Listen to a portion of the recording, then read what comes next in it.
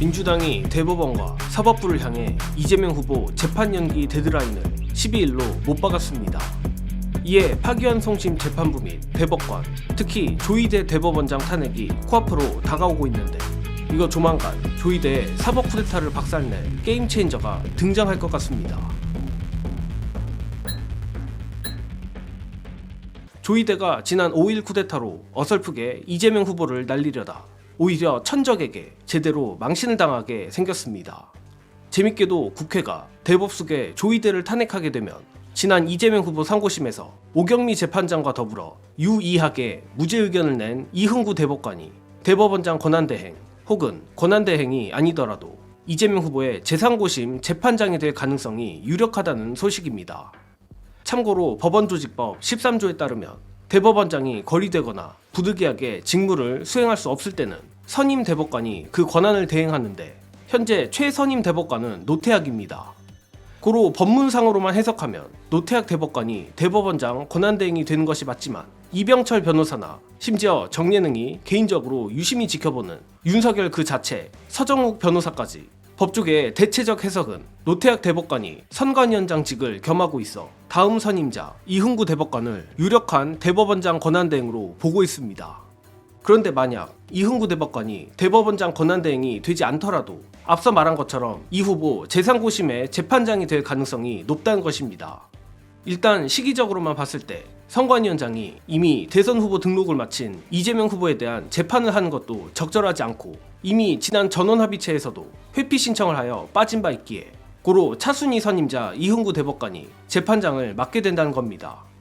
물론 이재명 후보의 사건이 대법원에 다시 가는 일 자체가 없어야 하겠지만 이흥구 대법관이 대법원장 권한대행이 되든 이 후보 사건 재판장이 되든 조희대의 사법 쿠데타는 박살이 날 수밖에 없습니다. 현재 김문수가 국민의힘에서 개아리를 틀듯 이흥구 대법관 혼자 내란 대법관 9명을 전부 찍어넣을 수 있기 때문인데 이 부분은 이병철 변호사의 해설로 대신하겠습니다.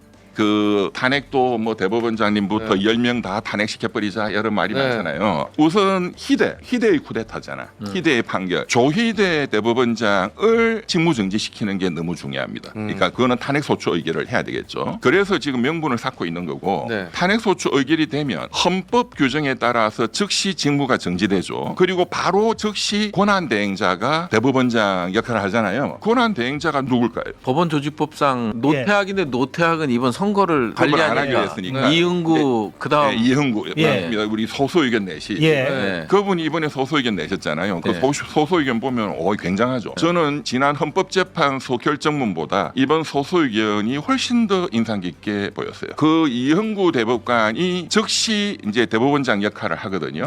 그분은 재판을 중단하겠다는 입장 발표를 할 겁니다. 이게 엄청나게 중요한 거예요. 그러니까 재판의 실체적인 내용은 대법관 회의에 의해서 다수결로 하는데 재판의 진행이나 일정 이런 건 대법원장이 결정해도 됩니다. 보통 법원 행정처장을 통해서 이제 지시를 하죠. 일단 팩트체크 몇 가지를 하는 게 좋을 것 같은데 일부 커뮤니티에서 조희대가 탄핵당하면 후임을 정해놓고 나갈 수도 있기 때문에 안심할 수 없다는 의견도 있습니다. 이 부분은 딱 잘라서 불가능이라 말씀드릴 수 있습니다. 법원조직법에는 명백하게 대법원장의 권리 및 직무 불가 시 선임 대법관이 권한을 대행한다고 명시되어 있고 아주 간단한 논리인데 조희대가 국회에 의해 탄핵을 당하면 그 즉시 직무는 정지됩니다. 즉 직무가 정지된 자가 후임을 정한다는 건 그 자체로 직권남용죄가 됩니다. 또한 내란 대법관 중 한 명이 자신이 조희대의 후계자라고 나선 것 역시 아무런 효력이 없습니다. 다만 앞서도 말했지만 딱 하나 애매한 부분은 노태학 대법관입니다.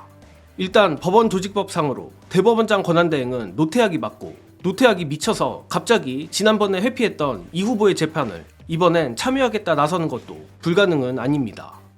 게다가 정예능이 보기에 노태학 대법관은 분명 보수 성향이고 이재명 후보에 대해 개인적으로 안 좋은 심증을 갖고 있는 것으로도 보입니다.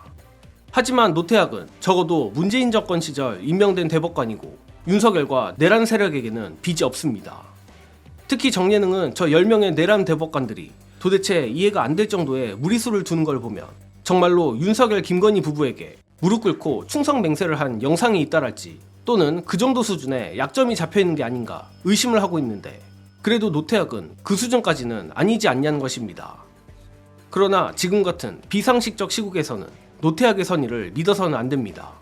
결국 노태악 변수까지 해결할 유일한 방법은 대법관 10명 싹쓸이 탄핵으로 모든 가능성을 원천 차단하는 것입니다. 물론 이 경우도 헌재가 자극받아 탄핵을 광속으로 기각하는 거 아니냐란 무한 불행으로 굴레가 돌아갈 수는 있습니다. 따라서 허무한 결론이지만 민주당을 믿는 수밖에 없을 것 같습니다.